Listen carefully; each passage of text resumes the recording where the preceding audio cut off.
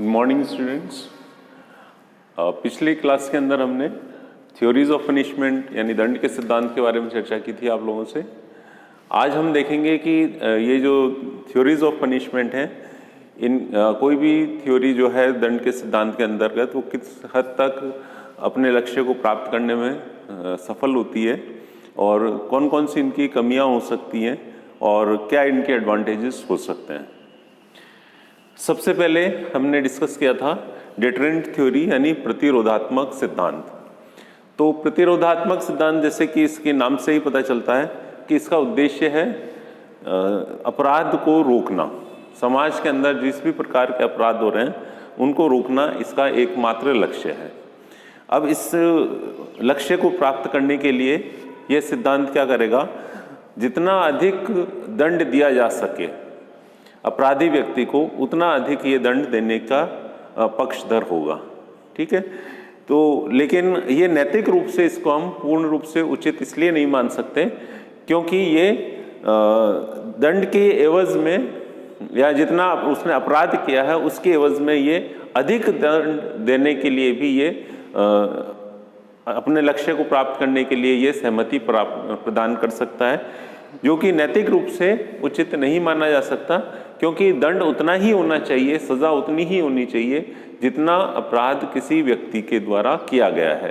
यानी अनुपातिक रूप से दंड उतना होना चाहिए जितना उसने अपराध किया है। इससे अधिक अगर हम दंड देते हैं तो ये नैतिक रूप से अपराधी व्यक्ति के प्रति एक प्रकार से नाइंसाफी होगी या हम इसको अनएथिकल इसको कह सकेंगे, क्योंकि यहाँ पर लक्ष्य केवल प्रतिरोधात्मक है यानी रोकना है, तो ये दंड ज़्यादा भी दिया जा सकता है इस सिद्धांत के अनुसार। दूसरी बात हम यहाँ पे जो महत्वपूर्ण हो सकती है वो ये है कि ये सिद्धांत एक्सट्रीम फॉर्म ऑफ पनिशमेंट के रूप में ये कैपिटल पनिशमेंट यानी मृत्यु दंड का भी समर्थक है। अब हम देखते हैं कि कई बार ऐसा अपराध भी जो परिस्थितियों के कारणवश हो जाते हैं, लेकिन अगर हम उस स्थिति के अंतर्गत व्यक्ति को क्या करेंगे, बहुत अधिक दंड अगर हमने उसको दे दिया और एक्सट्रीम रूप के अंदर अगर हमने उसको मृत्यु दंड दे दिया तो ऐसी स्थिति के अंतर्गत क्या होगा कि उसमें किसी प्रकार की सुधार की गुंजाइश नहीं रहती है। इसलिए इस सिद्धांत को वर्तमान परिप्रेक्ष्य के अंतर्गत ज़्यादा इम्पोर्टेंट नहीं माना जाता है। हालांकि एक लक्ष्य दंड का ये भी होता है कि अपराधों को रोकना, लेकिन क्योंकि वर्तमान परिप्रेक्ष्य में क्या है कि हम अपराधी व्यक्ति को एक बीमार व्यक्ति के रूप में हम देखते हैं, और जैसे कि आप जानते हैं कि बीमार व्यक्ति का इलाज किया जाता है और जैसा उसके सिम्टम्स होते हैं उन सिम्टम्स के आधार के ऊपर उसको दवाइयाँ दी जाती हैं। ठीक इसी प्रकार से अपराधी व्यक्ति के अंदर भी सुधार की गुंजाइश है। आप लोगों ने देखा होगा या सुना होगा कि बहुत अधिक जो अपराधी व्यक्ति थे जैसे कि लुटेरे वगैरह या हत्याएं जो कर सकते कि जिन्होंने, उंगलीमाल का नाम आप लोगों ने सुना होगा, वो भी एक अच्छे नागरिक बन सके क्योंकि प्रत्येक व्यक्ति के अंतर्गत कुछ संभावना छिपी होती है और उस संभावना के अंतर्गत उसमें सुधार हो सकता है। तो अगर हम कैपिटल पनिशमेंट अगर उसको मृत्यु दंड दे देंगे तो उससे तो उसकी कोई संभावना बाकी ही नहीं रहती है और उसका जीवन ही समाप्त हो जाता है। तो ये इस सिद्धांत की कुछ कमियां के रूप के अंतर्गत हम देख पाते हैं। दूसरा है रिट्रिब्यूटिव यानी प्रतिकारात्मक सिद्धांत।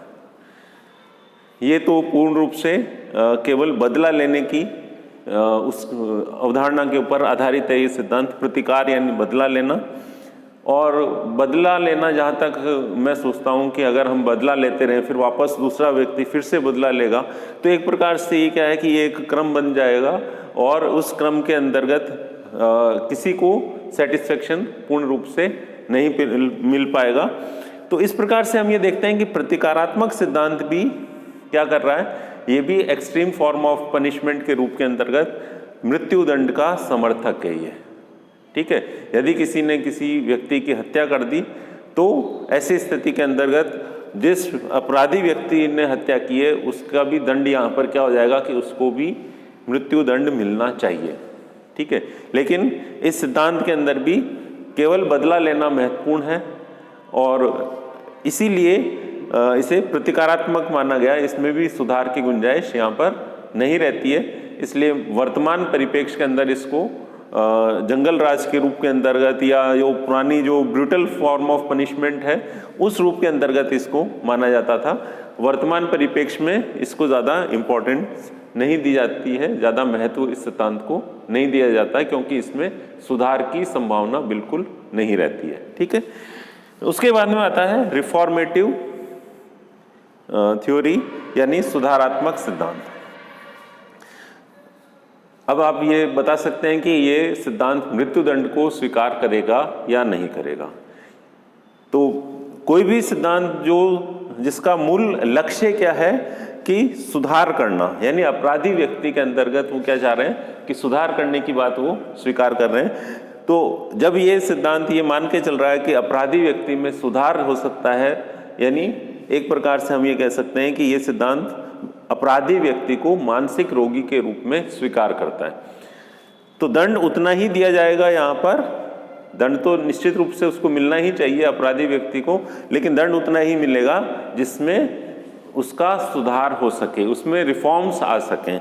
तो वर्तमान परिप्रेक्ष्य के अंदर हम देखें तो जो भी हमारे जेल जिसको हम कहते थे पहले, कारावास कारागृह जिसको हम कहते थे, तो अब उनको हमने सुधार गृह रिफॉर्म हाउस के रूप में हम उसको नया नाम दे दिया गया है।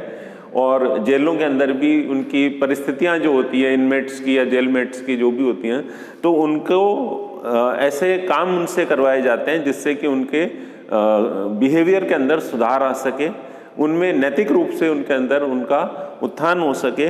तो ये मानसिक रोगी मानते हुए ये सिद्धांत दंड देने का प्रस्ताव करता है। तो इस प्रकार से आप ये देखते हैं कि ये कैपिटल पनिशमेंट का यानी मृत्युदंड का ये सिद्धांत समर्थन नहीं करता है। ठीक है, और इसी के साथ साथ ये एक ऐसा सिद्धांत भी है जिससे अंदर शिक्षा प्रदान की जाती है और जेलों के अंदर क्या उनको अलग अलग स्किल डेवलपमेंट्स उनके माध्यम से सिखाए जाते हैं, जिससे कि उनका जीवन यापन सही प्रकार से हो सके और वो पूर्ण रूप से सुधर के ही हमारे समाज के अंदर वापस आ सकें। तो अब हम देखते हैं कि सुधारात्मक जो सिद्धांत है, यहाँ पे सजा या दंड का जो मापदंड है वो केवल एकमात्र है कि उसमें अपराधी व्यक्ति के अंदर सुधार होना चाहिए, ये इसका लक्ष्य है।